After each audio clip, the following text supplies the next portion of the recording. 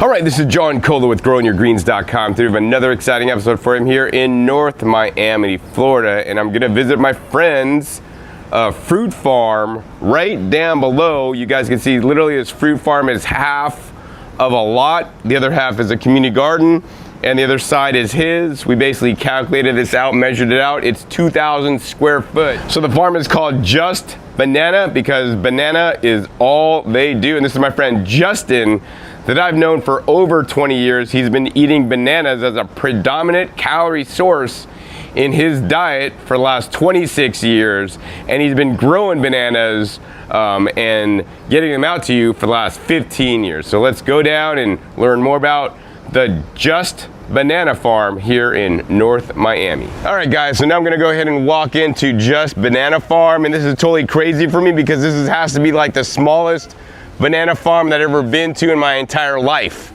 You know, I'm thinking, how can this guy make any money growing like 2,000 square feet of bananas? All right, so anyways, this is my buddy Justin.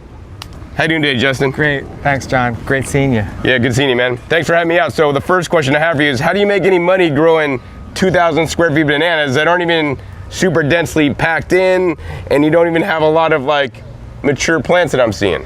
Well, it's primarily for my own consumption. So you grow the bananas not to sell, but to eat yourself? Yeah. Since I have approximately 80 banana plants in the ground, I have the pups constantly coming up, so I'm digging them up, and that's what I'm selling. So you're selling the pups. So you're selling the plants so that other people here in the Miami area, and you even ship these plants, can now grow bananas also. Yeah, I've been hesitant shipping outside of, say, Florida.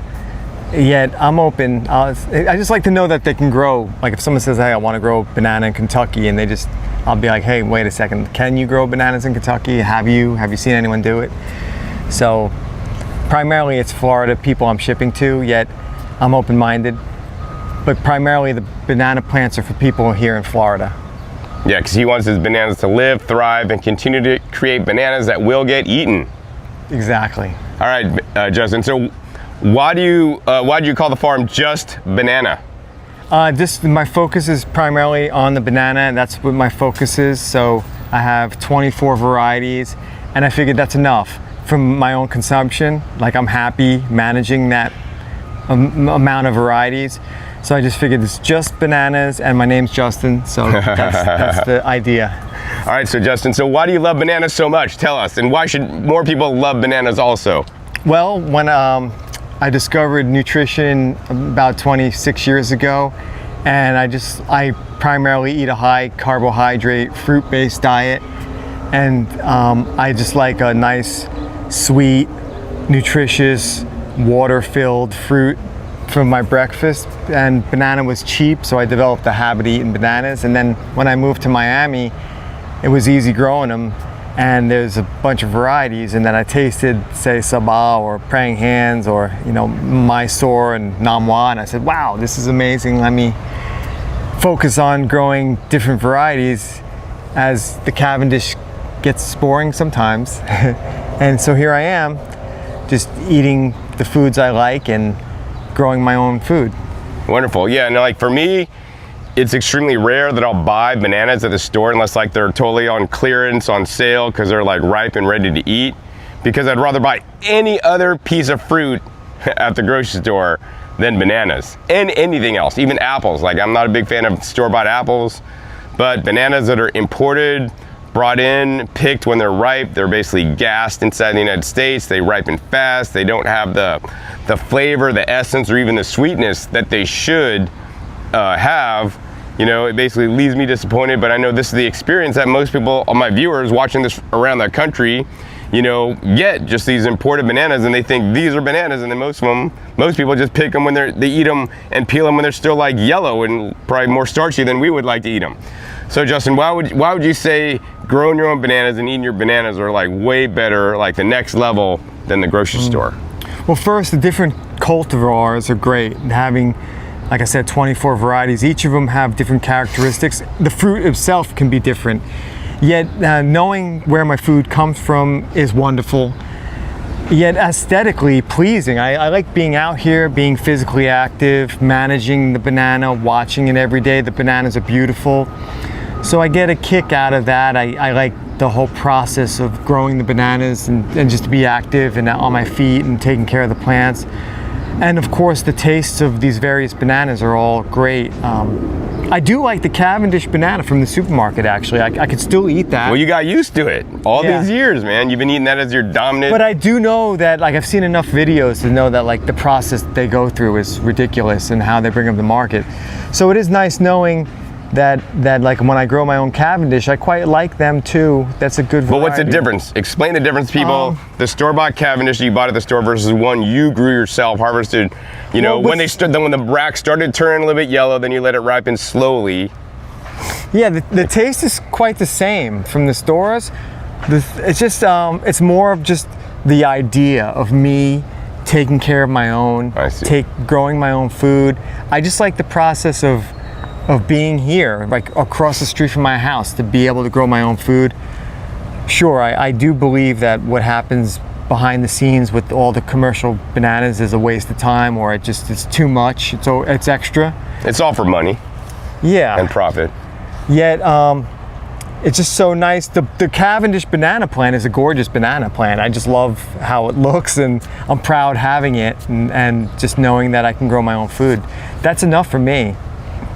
All right, cool. Well, what we're gonna do in this episode is we're gonna walk around all different 24 varieties that he is growing, so you guys can learn more about them. A few of them I actually have to sample today, while Justin will be telling you guys about the plants so that you guys can be more familiar with other kinds of bananas than the Cavendish, which is when you go to the grocery store and you buy bananas, usually you always get the Cavendish, and many grocery stores don't even have any other options.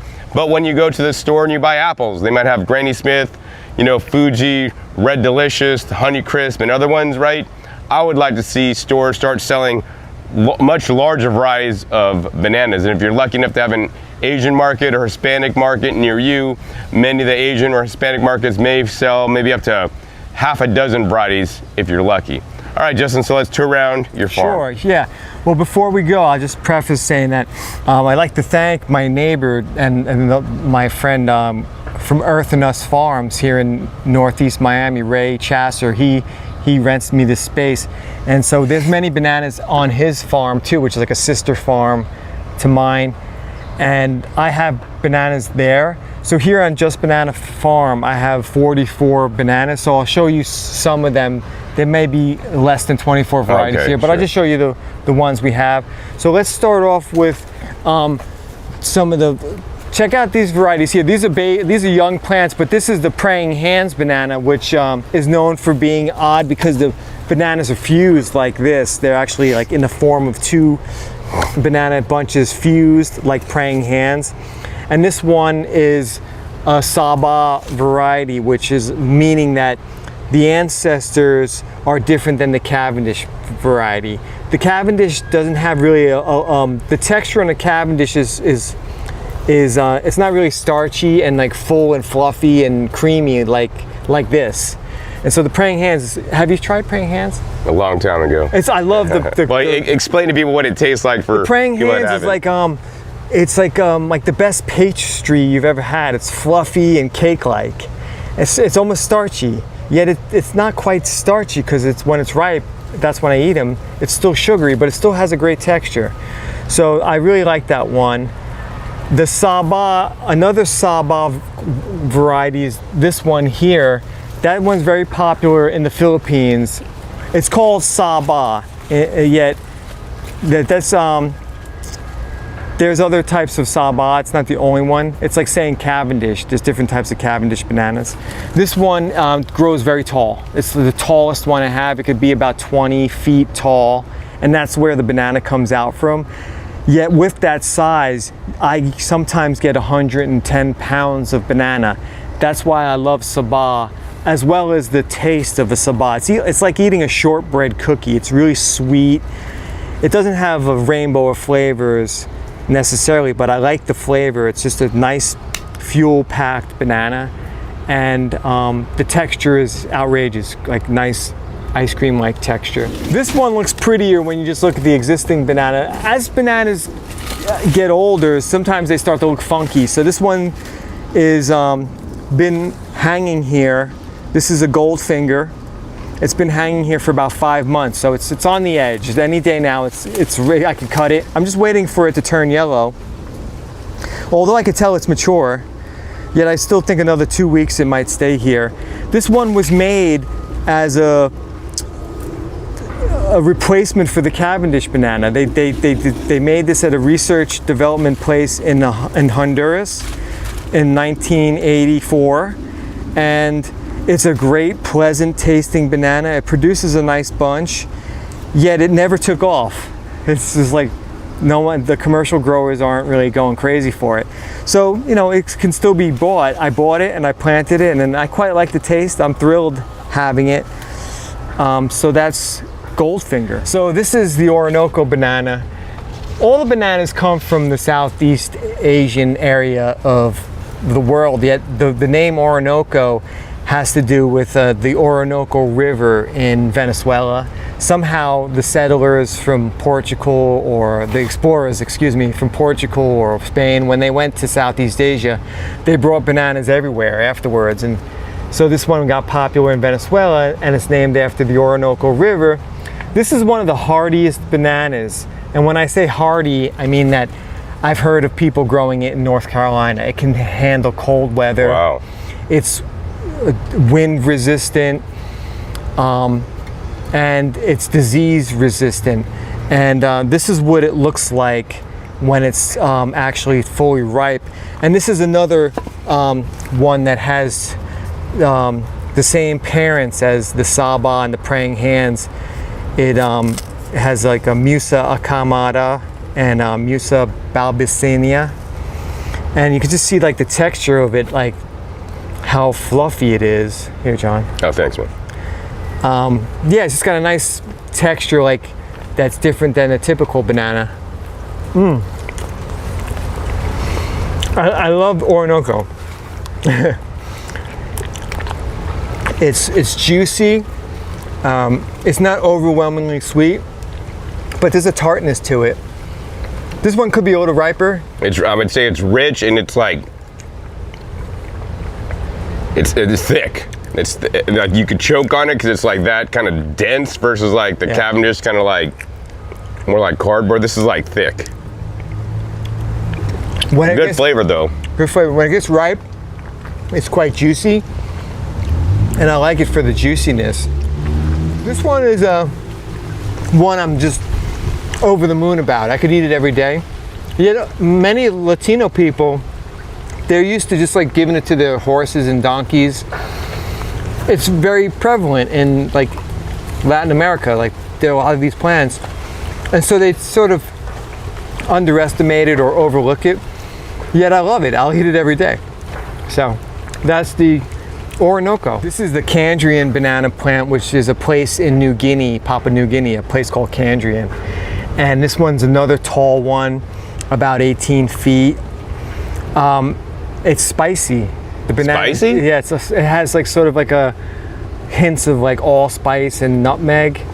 And Bill Lazard, who sold his property to Miami Fruit, he sold these plants back in the early 2000s, and the fruit, and I would buy the fruit from him, and I was like really excited about the Kandrian.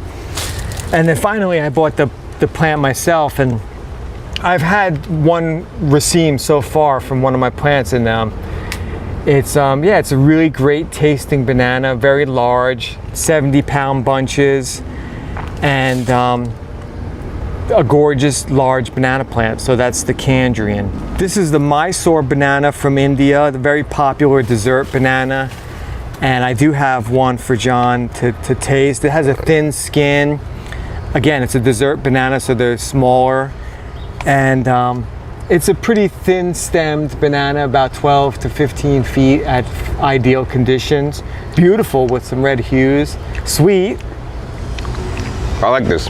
I like this more than the Orinoco. Yeah, well, that one's really ripe. It's then like perfectly ripe. I like the texture of this one more than the Orinoco too. It's like more of a traditional texture. Yeah. It's got a funky flavor though, like a berry funky berry. I like the flavor. Yes. The flavor to me is like, it's delicious. Yeah. It's a good one. It's a good one. I had a meal of that today and I was just like, you saw me just eating them. I was like, woo, woo, woo. It's just really delicious banana. I could eat those all day. Yes. Yeah, so here's the Gros Michel, the legendary Gros Michel, which was the staple in the banana industry in the 1900s, from like 1900 to 1950, and then the Panama disease took over and really hurt these bananas, and the commercial industries took them out of the ground and replaced them with the Dwarf Cavendish. I was told that the nickname for this was Big Mike, and the reason why is because Gros Michel, translated from French, is Big Mike. Oh, wow. So the guys who were loading the bananas over in France, like the American guys who were working there, and instead of calling it Gros Michel, they called it Big Mike. So I was telling someone this on the forum, and they said, "Oh, that's just so patriarchal." And I said, "No, it's not. It's not like I prefer the name Mike. Just the name Michel means Michael in French, and that's just what the people called it because it's hard to pronounce." This banana is delicious. Has a great texture. Sweeter than the Cavendish. I wish they were still sold in the stores. It's a shame that such things happen, yet that's sometimes diseases happen. And here in Miami, so far so good. It's doing well. I don't see any sign of disease.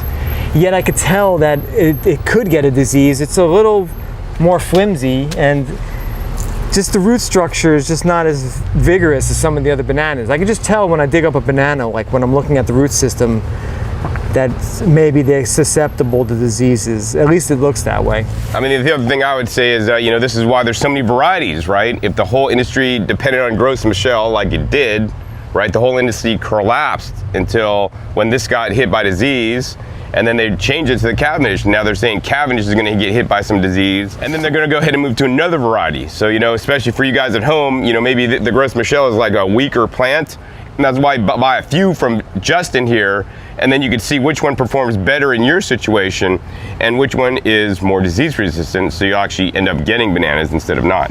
Well, one reason I actually got in this business is how easy it is growing bananas. It's really just keep the weeds out, make sure there's plenty of sunshine, and make sure you're in the proper environment. Like that would be anywhere south of Gainesville primarily. Sure, there's some winters that could be cold, that could hurt a banana plant. Like this winter, it got into the 20s in Gainesville. That could kill a banana plant. Yet it's rare that happens. That happens once every 15 or 20 years. I've been in Miami for 22 years and I've never had a banana die for cold, although a hurricane will take down a banana plant.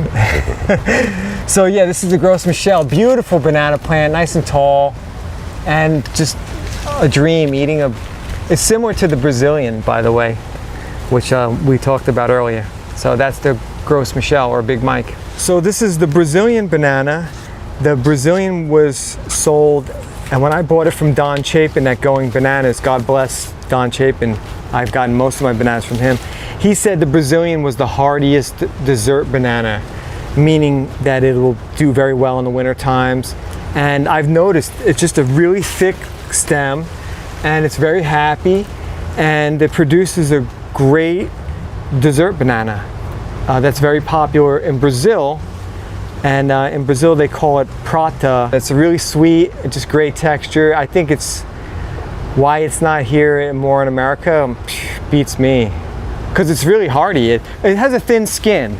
That's the thing about it. It has a thin skin, and it could bruise easily if like when thin skinned fruits are transported. That could be a problem where the Cavendish is thick skinned. So yeah, I really like this one. I'm really happy with how beautiful it is, and it doesn't get too tall. It's anywhere from 8 to 10 feet tall. So that's the Brazilian. So I'm here amongst a Dwarf Red banana. I bought this from Dylan at Ready to Grow Gardens in Kendall, a great nursery. And this grows, the large red banana can be 15 feet tall. So anyone who wants a smaller red banana, this is why I have it. And the red banana has a purple reddish hue throughout the leaves and the trunk. And the fruit has, as Dr. Graham once said to me, our friend, it has a rainbow of flavor. And I thought that's exactly true. It's like a tropical tasting banana that tastes like a fruit punch mango or a tropical punch mango, fruit cocktail mango. It has a bunch of different flavors, nice texture, and just a beautiful plant. And so now you can have a dwarf red banana that's going to only be 8 feet instead of 15 feet. So that's the dwarf red. So here's the dwarf Cavendish. This is one that really changed the world forever. There was, these come from Southeast Asia, and then what's great about it is that for all the bananas, this is the smallest one, like density-wise, produces the most. For the size compared to how much it produces, this is the one. So it can produce 40, 50 pounds, and it's the one that's from the supermarket, the same variety. Yet this is one that that is grown, and I quite love them.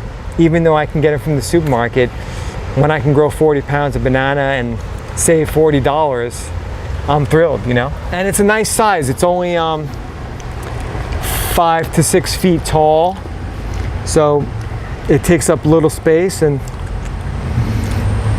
they're vigorous.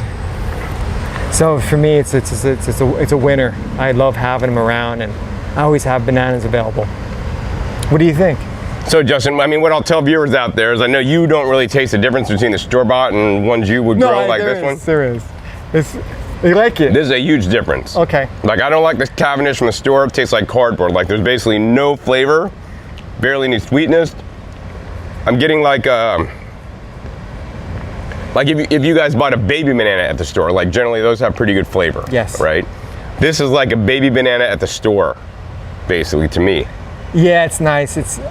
I like the and it's not like, the texture is really nice, At the store, it's either like starchy, gets a little bit ready, or then it just gets way too soft. It seems like it ripens way too fast and you can't catch it at the right point.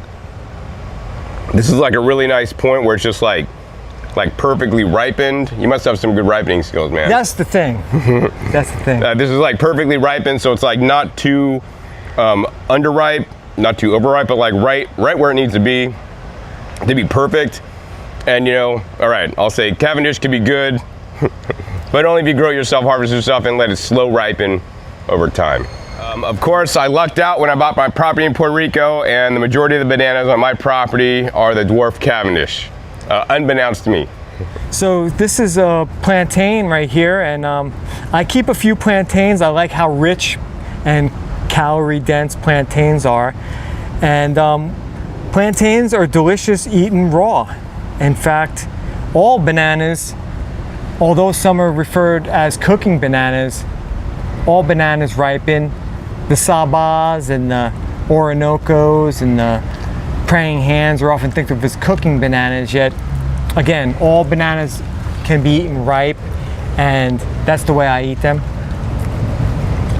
Now this is a plantain, Justin. Yeah, you could taste it, like how the texture's different. I mean, it's definitely more thicker, a little bit more starchy, but not like, I mean, it's still sweet. Yeah. So tell us why don't people in the U.S. buy plantain at the store and then eat them ripe? They just usually cook them. It's just a cultural thing. People like to cook bananas, and the plantains, because they have that starchy, more pectin fiber in it, they hold well. When you put them in a pan, they just stick together and they don't fall apart as easily as the Cavendish. So they became popular for cooking, yet they're perfectly edible and such a great treat. I would eat plantain every day, and I plan on eating a bunch soon. I mean, probably the thing I would say is post-harvest practices matter. So when they harvest, the Cavendish, they'll basically cut them green off the plant, they ship them in the United States, and they gas them up. So I'm thinking for plantain, they're basically harvesting them green, shipping them to the U.S., and then they don't gas them up because they don't want them to ripen, because people are going to cook them and use them as a starch. Then in some cases, maybe they don't ripen, they just turn black because they're picked too early and too green, in which case they won't ripen. And you know, since they never or need to ripen, and then if they do end up ripening, maybe they won't ever get the same like texture as the one we just had that, you know, slow ripened on the plant. Yeah, so much has to do with culture. It's just like, someone was commenting on a Facebook group yesterday and said, what do I do with all these bananas? I know I could freeze them, I can make smoothies. And I was thinking, like, you know, if you have all these extra bananas, stick them in the refrigerator, let them sit. People are scared of using the refrigerator for bananas, as the banana industry actually told people don't use the refrigerator. They wanted them to buy more bananas. Throw out your old bananas and buy more. So they let people think that the refrigerator was somehow bad for bananas. The refrigerator is perfect for bananas. I stick them in the refrigerator all the time to keep them. And then when I freeze them, sometimes I dehydrate them and just eat them like with a fork. So bananas are meant to be eaten ripe. Plantains are meant to be eaten ripe. And the cooking bananas, the Sabas, like I said, praying hands and Orinocos, also great ripe bananas for raw fooders and just anyone who likes bananas. Awesome. So this is a dwarf Namwah. Although it looks relatively tall, this is still a dwarf. It's about 8 feet tall. Well, this one's about 7 feet tall. The way that I measure it, when I say 7 feet, that's where the banana actually comes out from. What happens above the leaves, I keep that's a different measurement. So the dwarf Namwah is anywhere from 7 to 8 feet tall, and it has one of the sweetest bananas, really dense texture. It's very popular in places like Thailand, and I love this banana. I think it's one of the best tasting ones. And it's generally happy, like a hardy plant, low, like disease resistant, and thrilled having this one as well. It's got a beautiful looking fruit itself. I like the way how nice the curves are on the fruit. So sometimes there's a bell or a flower that hangs down here, and a lot of people say, like, cut it off and it'll help the banana grow quicker. I know little about that. The only reason I cut it off early was somehow it was in the way. Maybe I was like walking past it and it hit me. I said, get out of here. Otherwise, I just ignore it, and I have neither opinion for or against letting the bell hang here, the flower that was existing. I'll show you another flower in a minute. When this turns ripe after about 4 or 5 months, that's when when it turns yellow, excuse me, that's when I cut it down. I know how old this fruit is as I took a picture when the flower first came out. So I have a timestamp on my phone. So cool. And then how long from the timestamp on your phone until, you know? It's anywhere from 4 to 5 months. Is the time it takes to completely form and ripen. Yeah, during the winter time it could take longer. It does take longer. In the summertime, which is starting now, I expect anything that flowers now, it'll take 4 months. So this is the dwarf Namwah. So this is an Orinoco that's a dwarf. How they, who created this, whether it was like man-made or God, who knows. Yet it's just nice. There's hundreds upon hundreds of banana plants, so it's just likely that a dwarf exists for many of them. And so instead of having a 10-foot Orinoco plant, I can have a 4-foot Orinoco plant, and they can produce big bunches too. It could have 30 pounds on it. This one's small, yet again, it's nice to have a small compact plant. So that's the dwarf Orinoco. So the official name of this is unbeknownst to me. I just call it a bell, and people do eat it. They'll cut it, and inside of it they'll make something, like maybe they'll take out the inners and cook it with oil. Some of them are better tasting than others. I know a Filipino woman once asked me for the Saba flour, and then I said, can you take any flour? She says, no, I only like the Saba flour. So some flours are tastier than others. And yeah, so I'm just letting it hang. For me, it doesn't do any different whether I keep it or leave it affecting the bananas. I think it's pretty, so I keep it. Yeah, so this is the high noon banana plant. I bought this a year ago or more, and when Don Chapin at Going Bananas introduced it to me, he said, I got a new banana and I'm disappointed. I said, what's the problem? He says, it's ripe green. I said, what does ripe green mean? He says, when the bananas are ripe, they still are green. They don't change color. So I said, oh, that stinks, because how do you know when they're ready? He says, that's a problem. I said, well, why'd you get the banana plant? He says, well, it produces 80 pounds. So here it is, and this is the first time. It's pretty big. It looks like this is only a month old, so just imagine in another 3.5 months, this is gonna fill out. This could be 80 pounds. And I have it time stamped, so I'll know. Like, I'll just come out here and be like, okay, like, it's time to take them in, and then I'll just eat them when they get soft. I'll have to touch them and I'll put them in the fridge, and I'll give them a bunch away or freeze them yet. The reason why this came into existence is this is another one that was created at a research place in Honduras, the agricultural facility that works on like creating disease-resistant plants. And they're looking for replacements for bananas so there's no disease. And this one, I could tell, is pretty hardy. It's got a very thick trunk. It's a beautiful banana. It's been healthy since I got in the ground and productive. So I tasted it when I went to his farm. He had it to taste, and it was just like any other banana. It was just a typical banana. So it is what it is, and there's a lot of varieties out there. So this is just one that produces a huge amount, and I'll take it. So I'm sitting here in front of a Williams banana, and the Williams is named after an Englishman, just like Cavendish is named after an Englishman too.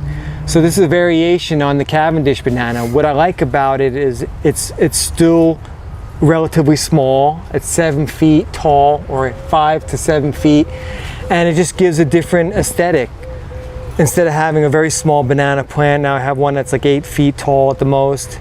And some people like that. So it's just a matter of like what your preferences are. So you have a couple of options in the Cavendish realm. And this produces about 40 pounds, sometimes 50. It's very similar to the Dwarf Cavendish. So that's the Williams. So here's a majestic Saba. That's very popular in the Philippines. It's got a big flower on it. That's a very young flower, only a month old. I'm expecting about 50 to 60 pounds from this, yet again, like I said earlier, this one can produce over 100 pounds, really creamy, a great tasting, like a cookie-like banana plant, like just taste-wise, and hardy, disease-resistant, and just gorgeous, like really majestic. Like I feel like I'm in Bali right now. So that's the Saba. All right, guys, so now we have a special treat for you. What we're gonna do now is we're here at the Brazilian banana, or prata banana, and this is actually from Brazil, as Justin clearly identified it earlier. And what's going on is that Kailash's wife is from Brazil, and this is the dominant variety banana that is sold there that she loves, right? So Kailash, loving his wife so much, wants to bring her this banana back, plant from Justin, planted on our properties in Puerto Rico, so that he can grow the Brazilian banana for his wife, and of course also our future visitors, so that all you guys could taste bananas from around the world. So Justin, how are we gonna literally move this banana plant from Miami and take it on the airplane? Okay, well, the banana grows from the mat of the banana, or the root system. That's where the existing plants come, the pups come from, or the babies.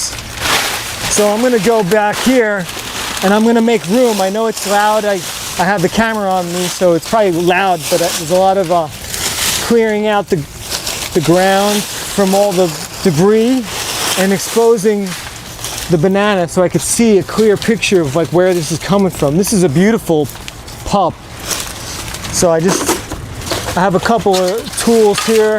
I have a fork, and I'm just gonna break some of these roots up. I got a nice pocket knife that I always keep on me for cutting anything away from the plant. I might cut a root or something. So I just start to dig out some of the dirt. I want to make sure I have a clear cut so I get the corm or the root structure. That's the most important part of this, is the actual corm or the root. That's where the intelligence is of this banana. Any rocks I throw to the side. I don't want rocks in there. Just want to get a clear picture. Here's a rock. Just want to get a clear picture of where the roots are and where the corm is. It's usually closest to the mother plant. That's where the really healthy corm is. On the outside here, all the way where the banana isn't existing, there's just dirt. So I'm just gonna move a few big rocks in here. Let's get it clear. And then I use a nice spade. Sometimes I use a digging bar. I have a very heavy digging bar, but this is a rather small banana plant, so I can get away with using the spade. And I'll just stomp on it a couple times, go around in a circle around the plant. A spade is really effective for this. Just want to break these roots. Get real deep. Sometimes there might be a rock in there or something that's preventing me from getting in there. I could feel something. See, like this little rock. Get rid of that.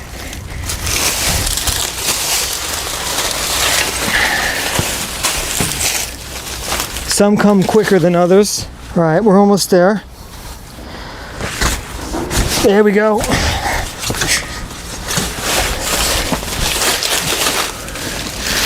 So here's a baby banana plant. I got enough for the root system. You can see how viable and vigorous that looks. That's gonna grow anywhere that I plant it. And it could live happily for days without being in any soil. As long as I get enough of the corm. You see all those roots. I could chop this at 2 or 3 feet and just without the top, and it still has all the intelligence it needs down here. This is for Kailash. All right, guys, so now I have the pleasure of sitting down with, finally, Justin Leela, who I've known for over 25 years, and he's been selling the bananas to you guys out there for 15 years, eating bananas himself over 25 years, and we're gonna ask him some questions about just banana. All right, Justin, so the first question I have for you is, why should people eat more bananas? Well, it's a really healthy food and it's delicious, and there's so much controversy right now on like what's to eat. And I think about sort of the government, how when RFK was talking about fixing the dietary practices of the human being, it's so obvious for someone like me and yourself that like eating homegrown fresh fruits and vegetables makes so much sense. Growing the banana in Florida is one of the easiest foods that can be grown, and it just so happens that the banana is an excellent food. And so it makes perfect sense that just killing 2 birds with 1 stone. I'm enjoying the aesthetic exercise of growing food, and I'm just feeding myself a perfect food. So it just makes a lot of sense in that regard, period. So what would you say to somebody, Justin, that says, I've had the bananas at the store and I hate them, I'm not even gonna try to grow bananas? Yeah, well, first, there's hundreds of varieties. I have 24 varieties, so please contact me and I could tell you about them.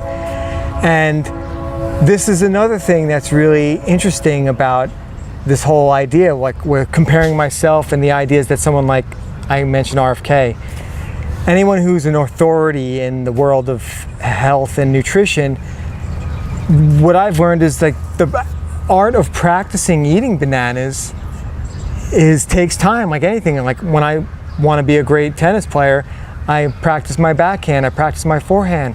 By growing all these bananas, the reason why I'm successful growing them is because I'm counting on them. I'm actually looking for practice. I want to be eating the banana. I want to sit down and make a meal of Williams or Saba or praying hands.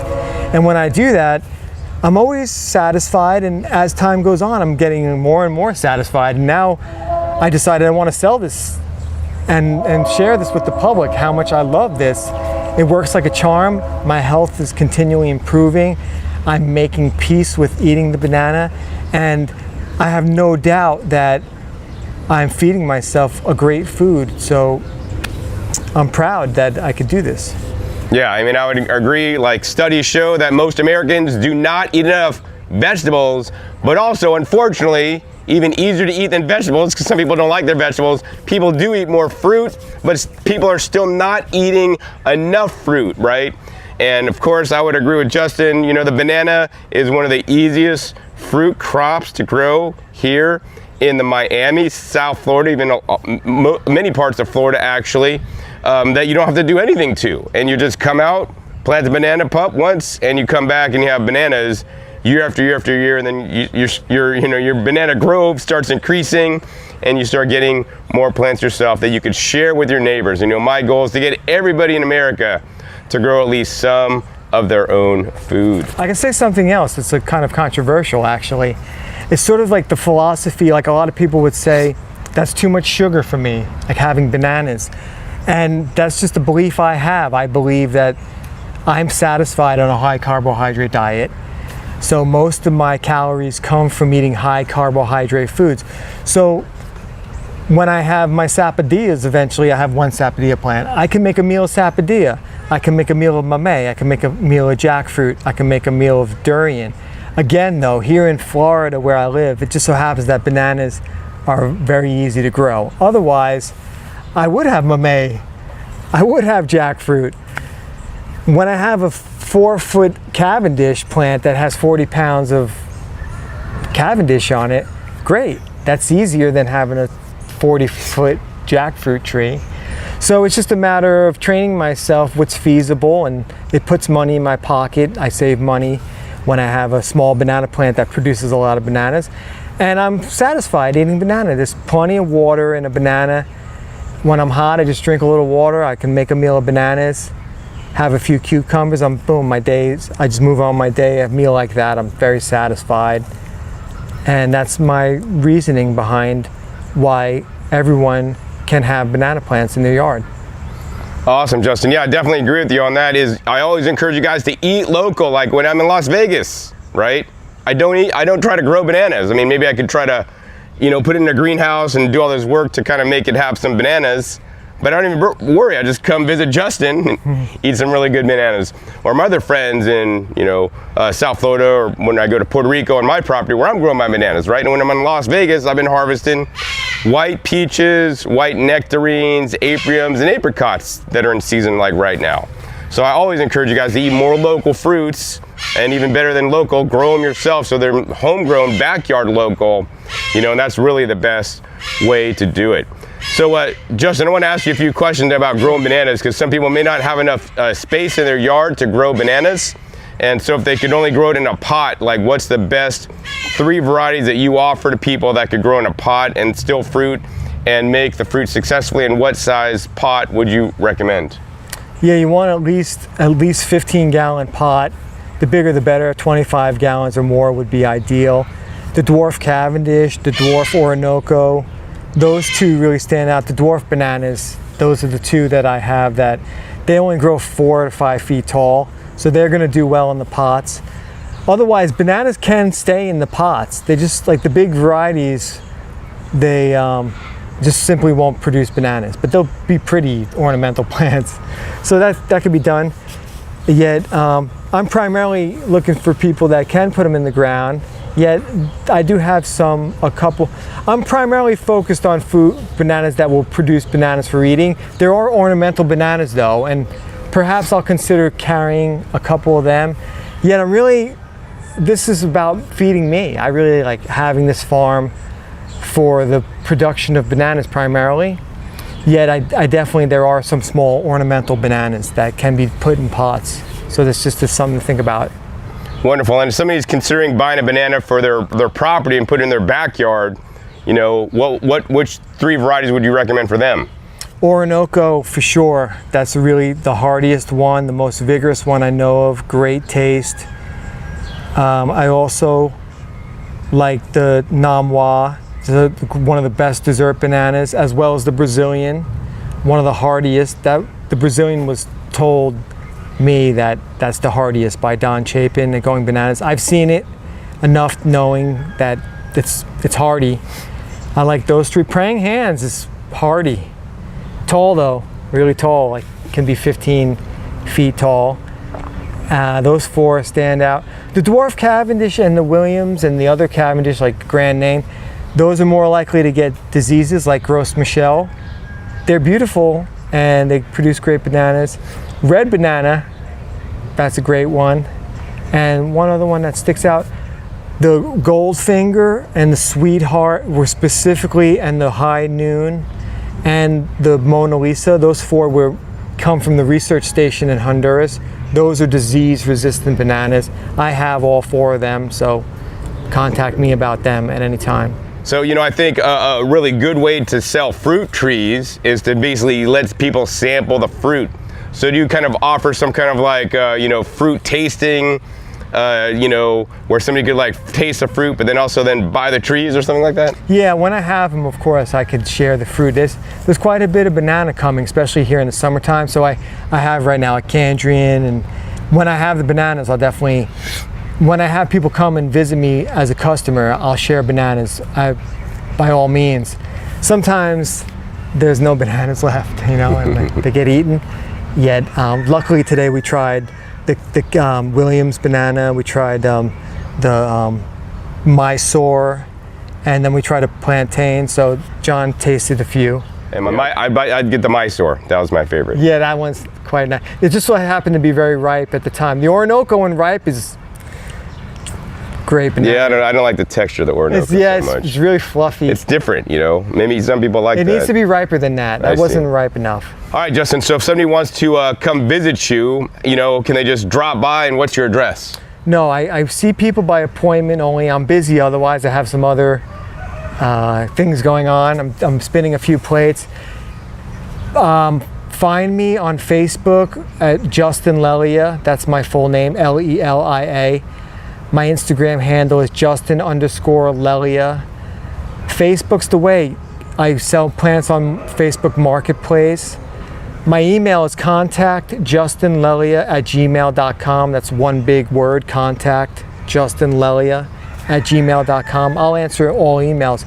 Yet on Facebook, I have the advertisements where you'll see a video, you'll see pictures, you'll see the price, and you can contact me about an appointment and visit me. Otherwise, I do ship.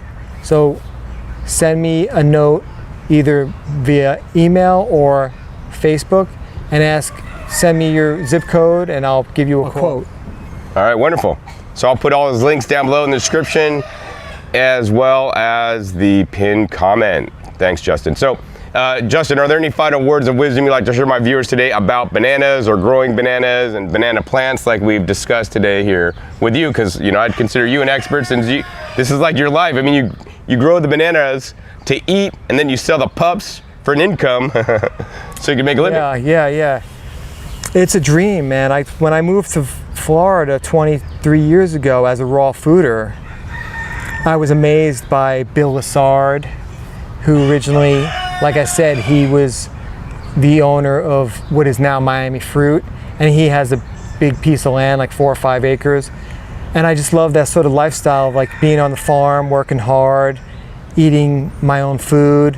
And now that I'm doing it, it's really making my life, it's really wonderful. I'm really enjoying the whole process of growing food. And yet what's surprising is it's like how much I actually love the plants themselves. The plants are really beautiful. And I quite geek out. I'd like to know as much as possible about all of them. So it's just like, it's something to wrap my head around. And I think it could be something, I see a lot of growers struggling, like they don't know what to do with themselves. So like, what do I grow? Or like, I'm like, first like, know about what to eat. Like when I know what I'm eating, like then it's so easy what I grow. Like a lot of people wonder like how to grow well. It's like, well, are you eating the food you're growing?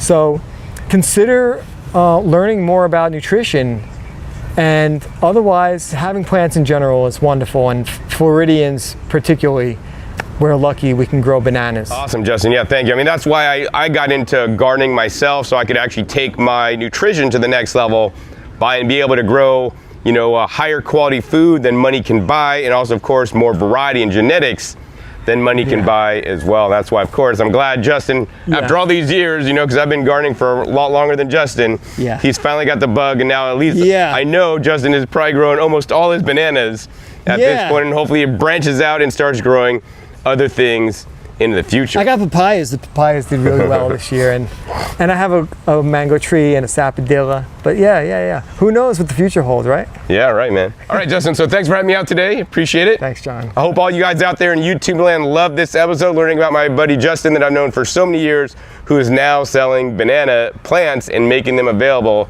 to people here in Florida and even beyond. If you love this episode, want more videos with Justin in the future, be sure to give us a big thumbs up. More importantly, share this with other people so that they can learn about all the different crazy varieties about bananas that you never knew, because everybody goes to the store and they just get bananas, and they're always going to be a Cavendish for the most part, which tastes like cardboard to me. Also, be sure to click that subscribe button right down below so you don't miss out on my new and upcoming episodes. I've come in every 5 to 7 days. You never know where to show up, what you'll be learning on my YouTube channel, and make sure you click the little bell so you get notified as my new videos come out. Also, be sure to check my past episodes. My past episodes are a wealth of knowledge. Over 800 episodes at this time on this channel dedicated to you guys how to grow your own food, and I actually have an original video that I went to going bananas way back in the day with Bill. Link down below to that if I remember. All right, so with that, my name is John Kohler with GrowingYourGreens.com. We'll see you next time, and until then, remember, keep on growing.